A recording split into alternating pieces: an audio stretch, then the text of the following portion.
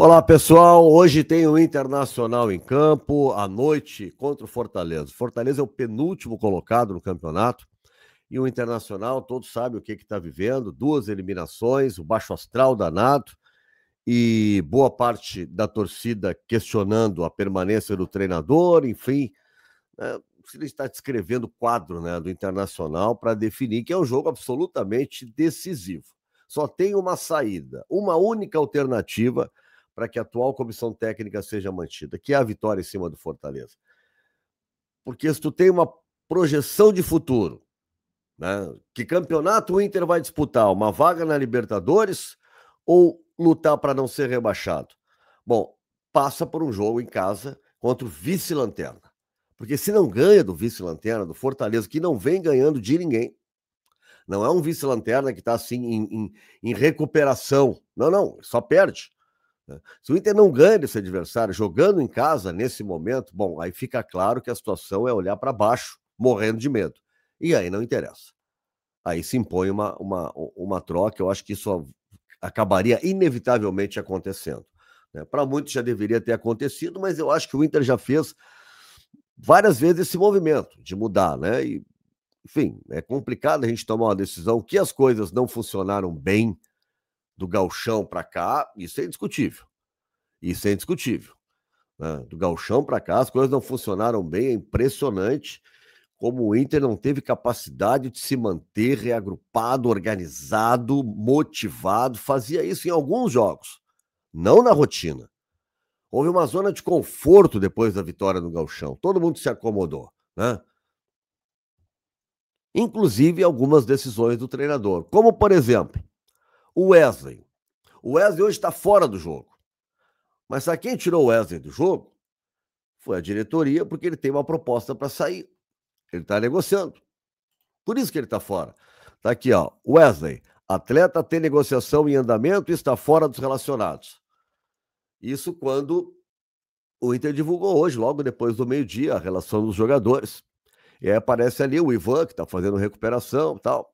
O Mercado, iniciando fase de retreinamento. O Tabata está lesionado de novo, posterior da coxa direita. Está fora do jogo. O Bruno Gomes, né? E o Lucas Drummond também. Jogadores, assim, agora de titulares, tem o Mercado e o Tabata aí, que poderiam, pelo menos, estar no grupo principal jogando. E o Wesley está fora porque tem uma negociação em andamento. Está relacionado também um garoto que chama Alexi, ou Alex,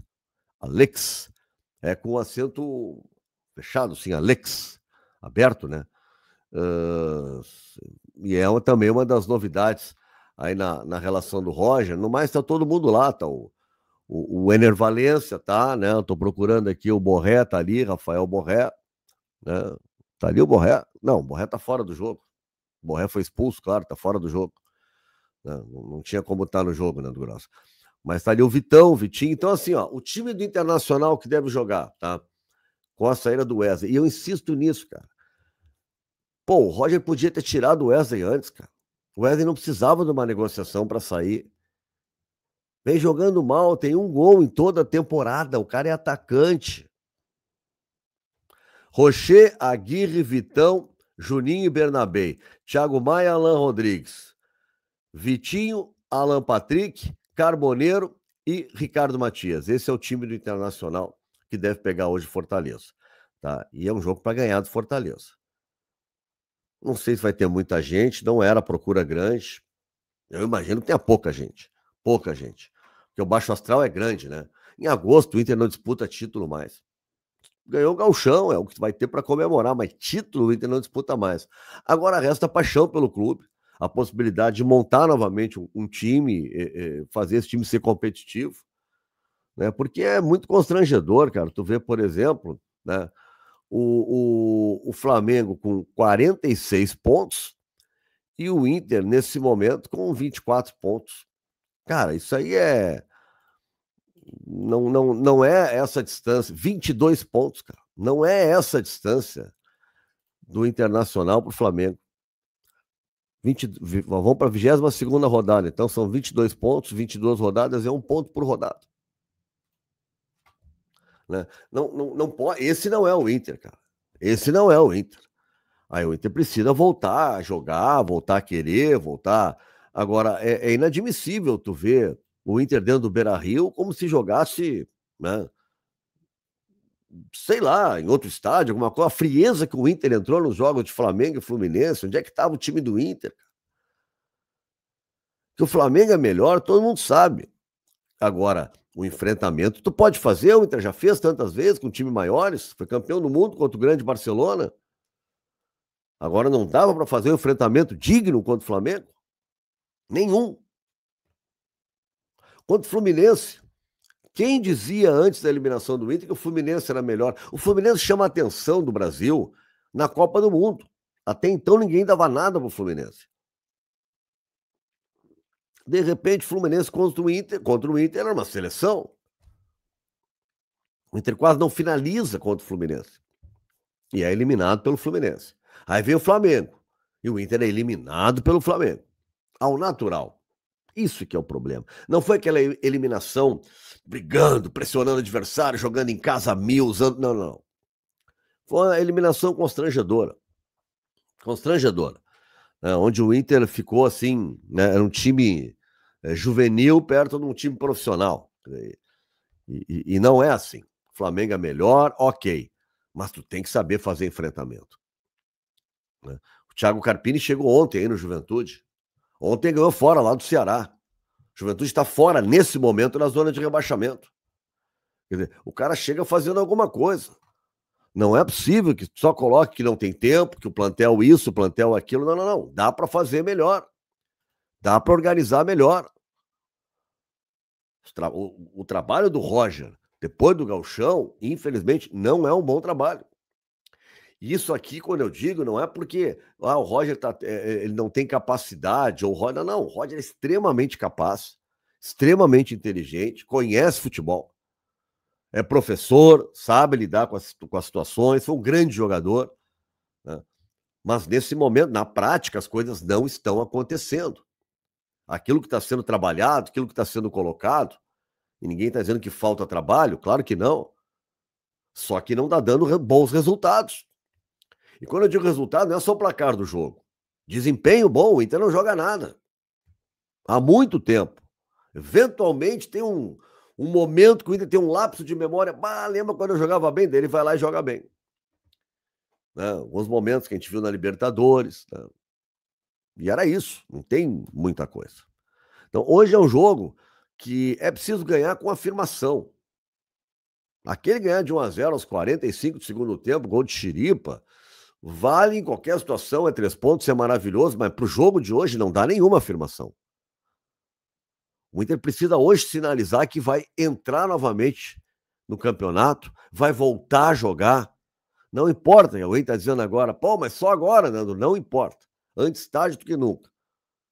O Inter tem que voltar a jogar e brigar por alguma coisa nesse campeonato. Eu sei que não é o título, mas ele tem que buscar uma vaga para a Libertadores do ano que vem.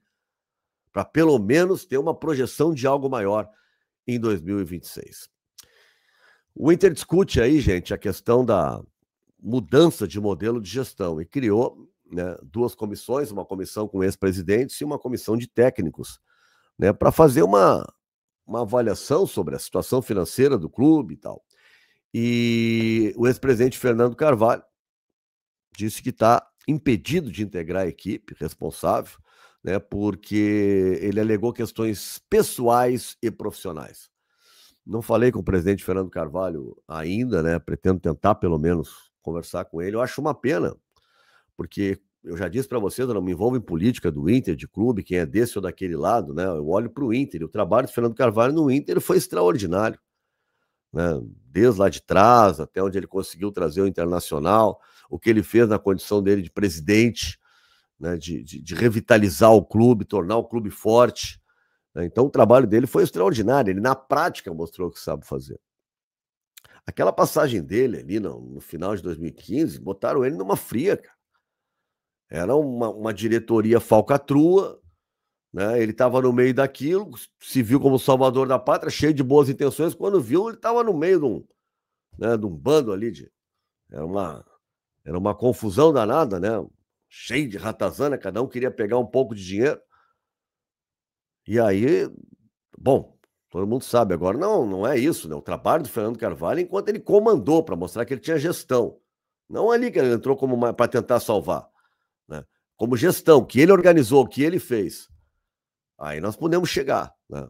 Aí nós podemos ver o trabalho que ele fez. Então eu lamento, né? Eu gostaria que os melhores colorados todos estivessem ali. Eu queria que o Giovanni Luiz estivesse junto também, não tá. Então já são 2 presidentes extremamente importantes.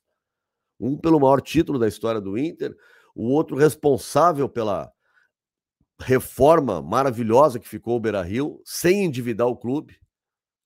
Uma pena que eles não vão estar, né? Uma pena realmente que eles não vão estar. Eu imagino que sejam questões pessoais e profissionais, né? Não gostaria que fosse nada político, né? Do tipo, não quero me meter aí com esses caras e tal, se fosse outra diretoria ou isso. Eu acho que não. Conheço bem Fernando Carvalho, ele diria isso. Eu acho que ele, de repente, não quer realmente, uma questão ética, ele trabalha hoje com futebol, então não quer se envolver. Mas eu lamento. Para o Internacional seria muito bom. Tá bom? Logo mais eu tô com vocês na transmissão do Vozes do Gigante e esperando todo mundo, tá legal? Não te esquece de deixar um like aí, curtir, compartilhar, se inscrever aqui no meu canal. E vamos lá, porque tem jogo hoje. Valeu? Não te esquece. Grande abraço. A gente se vê.